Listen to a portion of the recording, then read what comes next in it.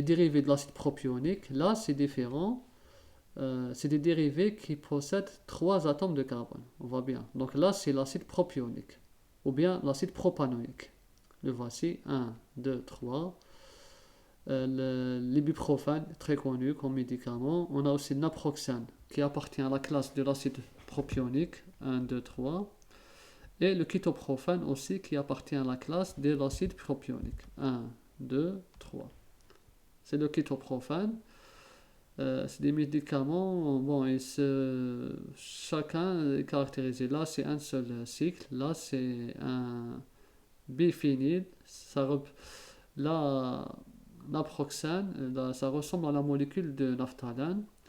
Et là, c'est le kétoprophène.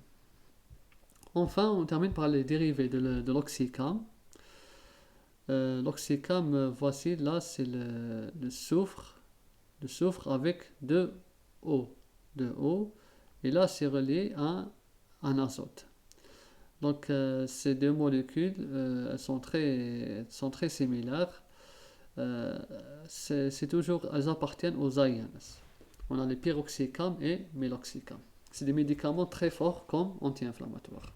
Ils sont utilisés dans les traitements de l'arthrite. Maintenant, on va parler de relations, structure, activité des dérivés salicylés.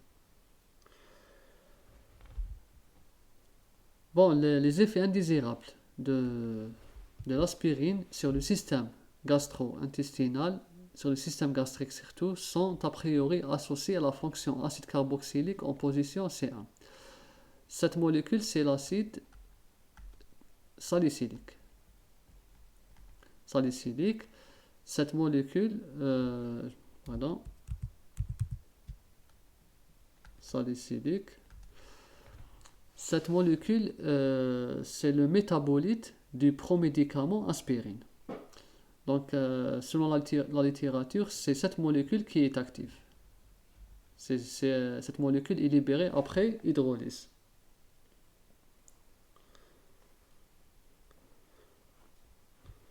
Maintenant, on sait que cette molécule, elle a un effet indésirable sur le système gastrique car elle fait augmenter l'acidité.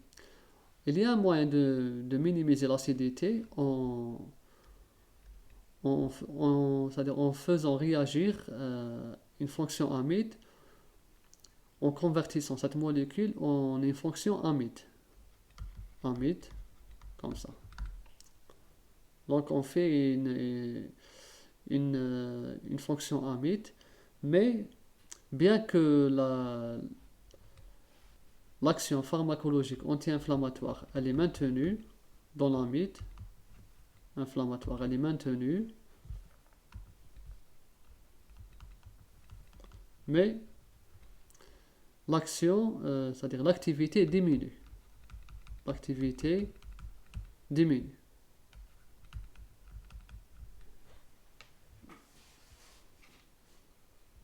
L'activité diminue, ou bien on peut dire que, c'est-à-dire elle est tellement minime qu'elle peut passer inaperçue. Il reste plus analgésique que anti-inflammatoire. Il va être analgésique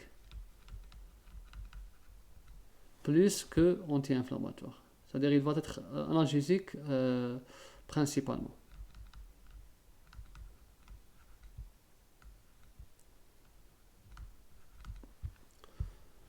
Donc, c'est pas très intéressant de convertir en une fonction amide, car l'effet anti-inflammatoire il devient très faible.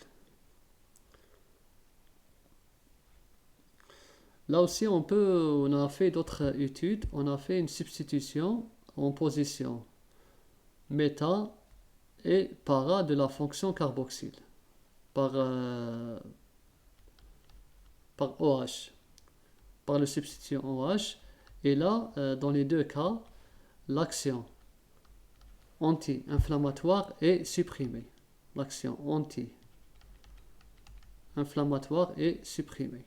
Donc c'est pas intéressant. Donc c'est pas intéressant de substituer la fonction OH en position 3 ou 4. Ce n'est pas intéressant. La substitution aussi d'halogène, il y a eu des études où il y a eu de la substitution d'halogène X, Cl ou bien Br sur le cycle aromatique. Et cette substitution a fait augmenter l'activité anti-inflammatoire, mais en même temps, elle a introduit une toxicité supplémentaire. Elle a rendu la molécule plus toxique, donc c'est pas très très intéressant. Bien que l'effet inflammatoire a été optimisé, mais si la toxicité augmente avec l'activité de préférence, on évite, on doit éviter. Donc les halogènes ont fait augmenter l'activité anti-inflammatoire, mais la toxicité a aussi été exacerbée.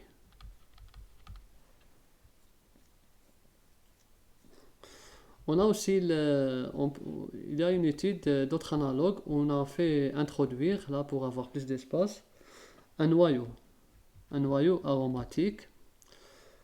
Il a été introduit en position C5 ici. Je vais redessiner ici pour avoir plus d'espace.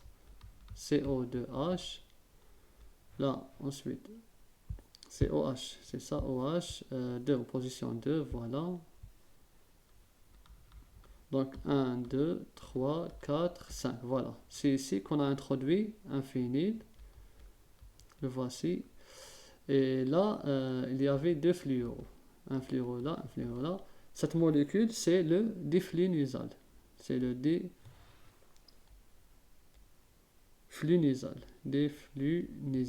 C'est un médicament INS qui est très efficace et qui est peu toxique.